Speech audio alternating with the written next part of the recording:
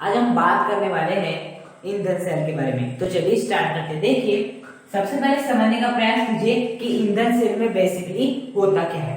देखिए, ईंधन सेल आपको समझ में आ रहा होगा कि ये जो सेल है वो बेसिस किस पर है, ईंधन पर है। मतलब कि ईंधन के आधार पर चलता है। मतलब कि इसमें होता क्या है, जैसे कि आपकी H2 गैस हो गई, O2 गैस हो गई और आपकी कौन सी गैस हो गई, मीथेन। ये सभी कैसी गैस है, आपकी ईंधन गैस है। हाँ, तो जब हम ईंधन के रूप में इन सभी गैसों का उपयोग कर किसी सेल से क्या प्राप्त करते हैं, विद्युत ऊर्जा प्राप्त करते हैं या ऊर्जा प्राप्त करते हैं, तो इसे हम क्या कहते हैं, आपका ईंधन सेल कहते हैं। मतलब ईंधन सेल क्या हो गया, ईंधन सेल एक ऐसा सेल है जिसमें हाइड्रोजन, ऑक्सीजन, मीथेन जैसी जो ईंधन गैसें होती है इनका उपयोग कर क्या प्राप्त की जाती है, विद्युत ऊर्जा प्राप्त की जाती है और अतिरिक्त मात्रा में ऊर्जा भी प्राप्त की जाती है। ओके, तो बेसिकली ये होता है आपका ईंधन सेल। अब देखिए, जो आपका ईंधन सेल है उसकी हम संरचना की बात कर ले। हाँ, तो देखिए ईंधन सेल की संरचना कुछ इस प्रकार से रहती है। ये आपका इस प्रकार से पात्र होता है। इस पात्र में इस प्रकार से एक नली जुड़ी रहती है, यहाँ पर भी एक नली जुड़ी रहती है इस प्रकार से। ओके, और ये पात्र यहाँ से बंद रहता है, उसी प्रकार से यहाँ से भी एक नली जुड़ी रहती है और इस प्रकार से एक आपकी नली जुड़ी रहती है। अब बेसिकली क्या होता है, इस जो आपका ईंधन सेल होता है उसमें क्या रहता है, एक ही प्रकार का इलेक्ट्रोड रहता है। मतलब कि इसमें एक ही प्रकार का इलेक्ट्रोड होगा। अभी तक जैसे कि हम डेनल सेल की एग्जांपल की बात करें तो उसमें क्या होता था, ये हो गया आपका जिंक का इलेक्ट्रोड, ये हो गया आपका कॉपर का इलेक्ट्रोड। डेनल सेल में ऐसा होता था बेसिकली, और इन्हें एक गैल्वेनोमीटर द्वारा तार द्वारा जोड़ देते थे, लवण सेतु के माध्यम से इस प्रकार जोड़ देते थे और हमारे सेल का निर्माण हो जाता था।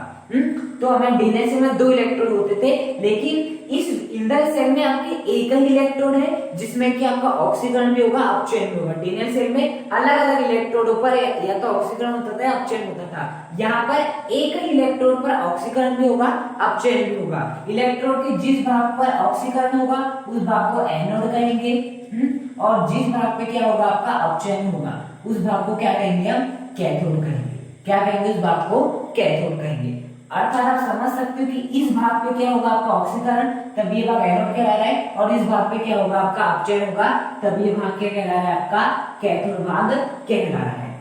अब देखिए, जो आपके ईंधन सेल होते हैं वो बेसिकली बहुत प्रकार के होते हैं, लेकिन हमें क्लास 12th में बेसिकली मुझे किस ईंधन सेल के बारे में पढ़ना है, O2H2 ईंधन सेल। किसके बारे में पढ़ना है, O2H2 ईंधन सेल के बारे में पढ़ना है। अर्थात हम क्या करेंगे, यहाँ से निरंतर हाइड्रोजन गैस प्रवाहित करते रहेंगे और यहाँ से भी निरंतर ऑक्सीजन गैस प्रवाहित करते रहेंगे।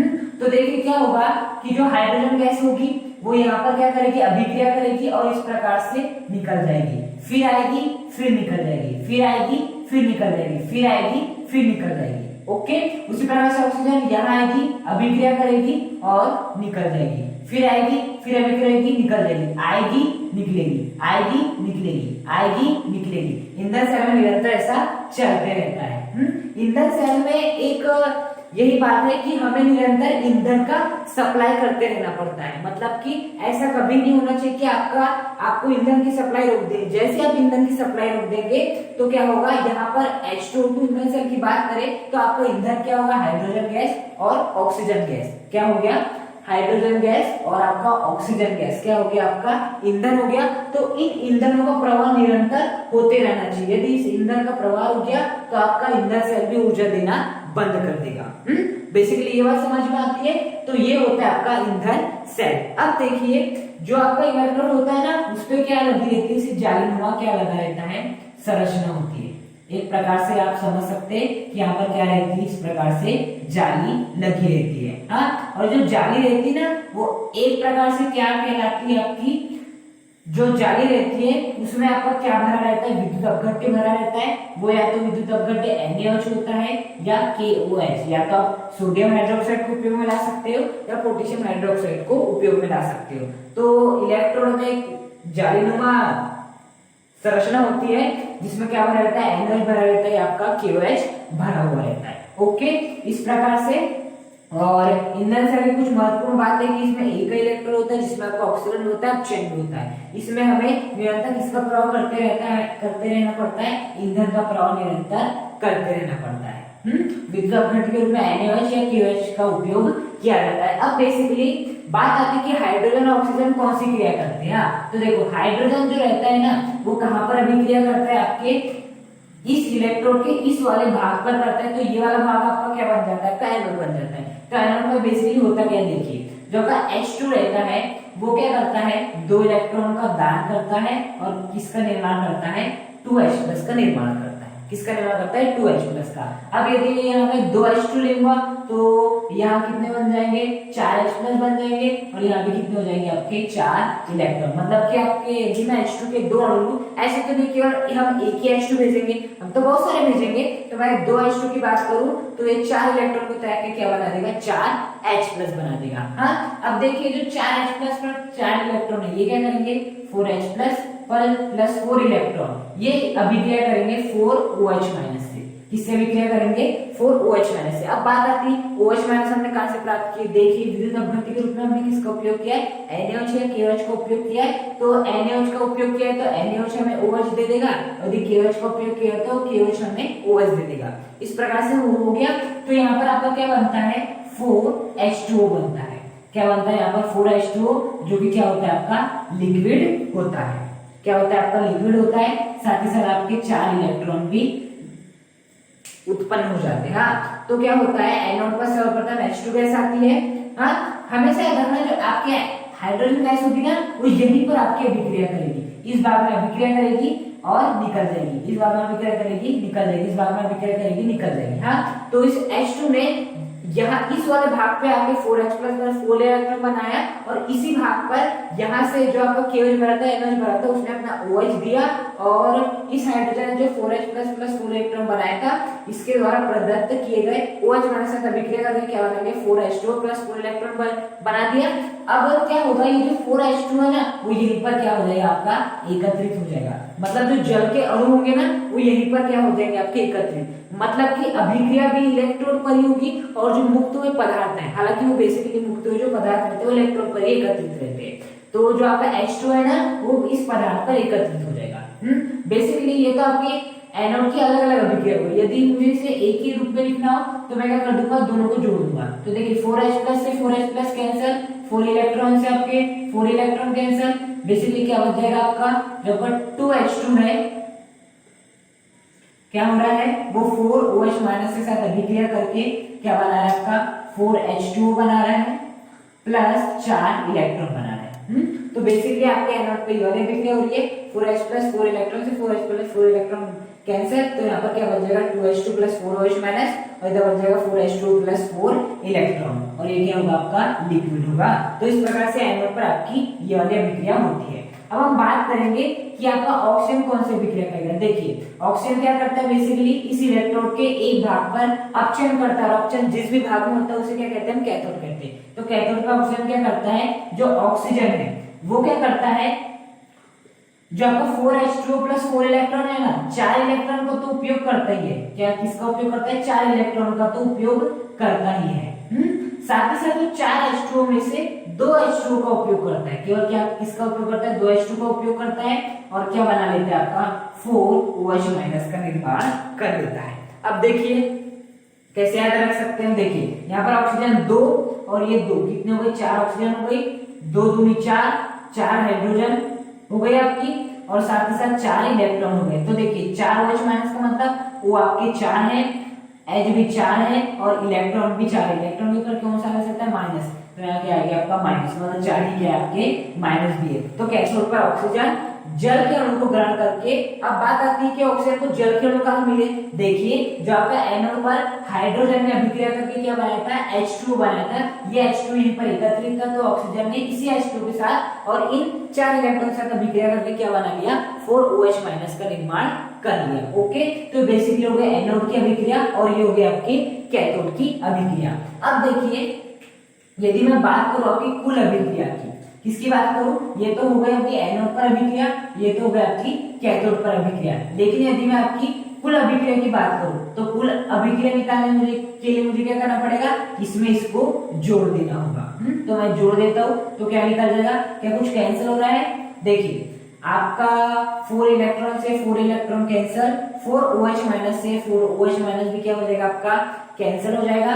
उसके बाद देखिए ये 2 H2O है, ये 4 H2O है, तो 4 H2O को मैं कैसे लिख सकता हूँ, इस प्रकार से लिख सकता हूँ 2 H2O धन 2 H2O लिख सकता हूँ। ये जो है आपका क्या है आपका 4 H2O था, तो 4 H2O को मैं क्या लिख सकता हूँ 2 H2O धन 2 H2O। तो देखिए 2 H2O से 2 H2O क्या हो जाएगा कैंसिल हो जाएगा। बेसिकली आपका क्या बचेगा, ये बचेगा 2 H2 4 OH माइनस तो कैंसिल, प्लस यहाँ पे बचेगा O2 प्लस इधर सब कुछ कैंसिल, इधर देखिए 4 H2O था वो 2 H2O 2 H2O टूटा, 2 H2O से 2 H2O कैंसिल, तो यहाँ पर क्या बचेगा केवल 2 H2O बनेगा जो कि क्या होगा आपका लिक्विड होगा। तो बेसिकली ये है आपकी मुख्यतः सेल अभिक्रिया।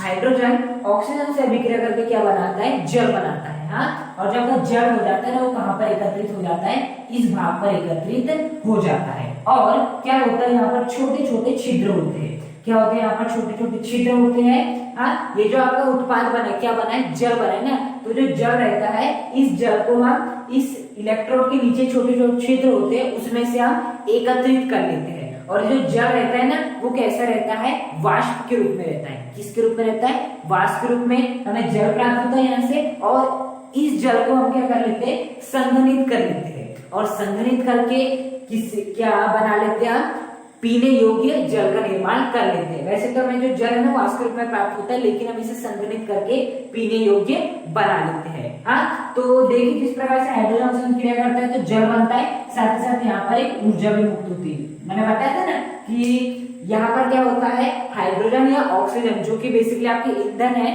वो कुछ रासायनिक अभिक्रिया करके जैसे कि उन्होंने किए भी, जिससे कि क्या होगी आपकी विद्युत ऊर्जा उत्पन्न होगी, साथ से अन्य पदार्थ भी उत्पन्न होंगे। हाँ, तो ये होती है बेसिकली ईंधन सेल की अभिक्रिया। अब यहाँ पर एक बात याद रखिएगा, ये तो H2O2 ईंधन सेल है ना, इसका उपयोग किसमें किया गया था, अपोलो स्पेस मिशन में किया गया था। अब बात आती है अपोलो स्पेस मिशन में क्यों किया गया था, क्योंकि देखो जब अपोलो स्पेस मिशन के लिए हमें कहा जाना था, अंतरिक्ष में जाना था। अब अंतरिक्ष में हमें पानी तो मिलता नहीं है, तो पानी के लिए हमें क्या करना पड़ेगा, हमें रॉकेट से बहुत सारे कंटेनर ले जाना होगा, उनमें भर के ले जाने पड़ेंगे, क्या बहुत सारे पानी भर के ले जाने पड़ेंगे। खत्म हो गया फिर से पृथ्वी से मंगाना पड़ेगा। तो इसके लिए उन्होंने क्या किया कि देखिए हमारे H2O2 ईंधन सेल में क्या प्राप्त होता है, आपका जल प्राप्त होता है। हाँ, यदि मैं निरंतर यहाँ से क्या प्रवाहित करते रहो, हाइड्रोजन गैस प्रवाहित करते रहो और उस ऑक्सीजन गैस निरंतर प्रवाहित करते रहो, मतलब ईंधन निरंतर प्रवाहित करता रहो, तो यहाँ पर क्या होगा, निरंतर आपका जो H2O है, निरंतर जो आपका H2O है ये भी क्या होता जाएगा, आपका बनता जाएगा बनते जाएगा बनता जाएगा। इसे हम वाष्प के रूप में निकाल लेंगे और संघनित कर पीने योग्य कर लेंगे। तो हमें बार बार या तो कंटेनर ले जाने की भी जरूरत नहीं पड़ेगी और हमें पृथ्वी से मंगाने की जरूरत नहीं पड़ेगी, क्योंकि ये सेल निरंतर काम करते जाएगा, हम ईंधन देते जाएंगे देते जाएंगे देते जाएंगे, ये सेल काम करता जाएगा और हमें पीने योग्य जल प्राप्त हो जाएगा, चाहे हम कहीं पर भी हो। इसीलिए अंतरिक्ष स्पेस मिशन अर्थात जो आपका अपोलो स्पेस मिशन था उसमें हमने H2O2 ईंधन सेल का उपयोग किए थे। क्यों, क्योंकि ये हमें क्या प्रदान करता है, जल प्रदान करता है, जिससे कि हमें काफी आसानी हो जाती है और अंतरिक्ष में हमें बिना किसी परेशानी के जल प्राप्त हो जाता है। साथ ही साथ ये ऊर्जा भी देता है, इसी कारण भी इसका उपयोग अपोलो स्पेस मिशन किसमें किया गया था, अपोलो स्पेस मिशन में इसका उपयोग किया गया था। किसका उपयोग किया गया था, आपके H2O2 ईंधन सेल का उपयोग किया गया था। ओके, तो बेसिकली होता है आपका ईंधन सेल। ईंधन सेल बहुत प्रकार के होते हैं, जिसमें हमने H2O2 ईंधन सेल के बारे में पढ़े। एनोड इस प्रकार से अभिक्रिया होती है, कैथोड में इस प्रकार से, कुल सेल अभिक्रिया इस प्रकार से, और ये हो गया आपकी संरचना। अब देखिए इसकी बात आती है दक्षता की। इसकी जो दक्षता होती है ना वो कितनी होती है, 70%। अर्थात हम इसे जितना ईंधन प्रदान करते हैं वो केवल 70% ईंधन को ही, अर्थात हाइड्रोजन ऑक्सीजन 70% हाइड्रोजन ऑक्सीजन को ही किसमें परिवर्तित कर पाता है, आपके ऊर्जा में और जल में परिवर्तित कर पाता है। हाँ, यदि इसकी दक्षता कितनी होती, 100% होती, तो इसका मतलब समझने का प्रयास कीजिएगा कि यदि मैंने 100% ईंधन दिया हूं, मतलब 100% यदि ऑक्सीजन हाइड्रोजन दिया हूं तो 100% ही आपका क्या बनेगा, जल ही बनेगा, ऊर्जा भी बनेगा। लेकिन ऐसा नहीं होता, हम जितना प्रोवाइड कराते हैं हाइड्रोजन ऑक्सीजन को, मान लिया हाइड्रोजन ऑक्सीजन को मैंने 100 लीटर प्रोवाइड किया, तो आपकी जो ऊर्जा है ना वो 100 लीटर नहीं बनेगी, वो कितनी बनेगी 70 लीटर बनेगी, या कितनी बनेगी हम बोल सकते हैं 70 कैलोरी बनेगी। हाँ, मतलब कि 70% दक्षता होने का अर्थ क्या हुआ कि हम जितना भी ईंधन देंगे उसका केवल 70% भाग ही किसमें परिवर्तित होगा, ऊर्जा में परिवर्तित होगा, H2 में परिवर्तित होगा। अब देखिए इसका एक दोष भी है, और इसका दोष क्या है, इसका दोष ये है कि ये बहुत प्रदूषण युक्त है, मतलब प्रदूषण का सबसे बड़ा स्रोत है। देखिए यहाँ पर हमें किसका उपयोग करना पड़ रहा है, विद्युत ऊर्जा प्राप्त करने के लिए ईंधन का उपयोग करना पड़ रहा है। अब देखिए जो आपके ईंधन है जैसे कि हाइड्रोजन ऑक्सीजन, इसको मैंने ईंधन के रूप में उपयोग किया हो, तो देखिए इससे क्या होगा, आपका प्रदूषण बढ़ेगा, क्योंकि ईंधन से मतलब निरंतर ईंधन प्रभावित करते रहता है, प्रभावित करते रहना पड़ता है, प्रभावित करते रहना पड़ता है, जिससे कि आपका ईंधन क्या होगा, जलेगा। ईंधन जलेगा तो क्या होगा, प्रदूषण आपका बढ़ेगा। तो ऐसे भी इसका दोष यही है कि ये क्या है, बहुत ही ज्यादा प्रदूषण फैलाता है। ओके, इस कारण इसका उपयोग बहुत कम किया जाता है। हालांकि अपोलो स्पेस मिशन में इसका उपयोग किया जाता है। क्यों? क्योंकि आपका जल प्रदान करता है जो कि पीने योग्य होता है, साथ ही साथ बहुत अधिक ऊर्जा भी प्रदान करता है। तो आज के इस वीडियो में हमने ईंधन सेल क्या होता है, H2O2 ईंधन सेल के बारे में पढ़ा, इसकी सेल अभिक्रिया देखी, इसकी दक्षता देखा, इसकी संरचना देखी। काफी इंपॉर्टेंट टॉपिक है जो कि एग्जाम में पूछ लिया जाता है। साथ ही साथ इसका उपयोग अपोलो स्पेस मिशन जैसे महान मिशन में क्यों किया जाता है, इसका भी उपयोग देखा। और साथ ही साथ हमने दोष भी देखा कि ऐसा कौन सा दोष था जिस कारण इसको अधिकतर लोग उपयोग में नहीं लाते हैं। ओके, यदि यह वीडियो आपको पसंद आए तो वीडियो को लाइक करें, चैनल को सब्सक्राइब करें और कमेंट करके मुझे बताएं कि आपको वीडियो कैसा लगा। Thank you.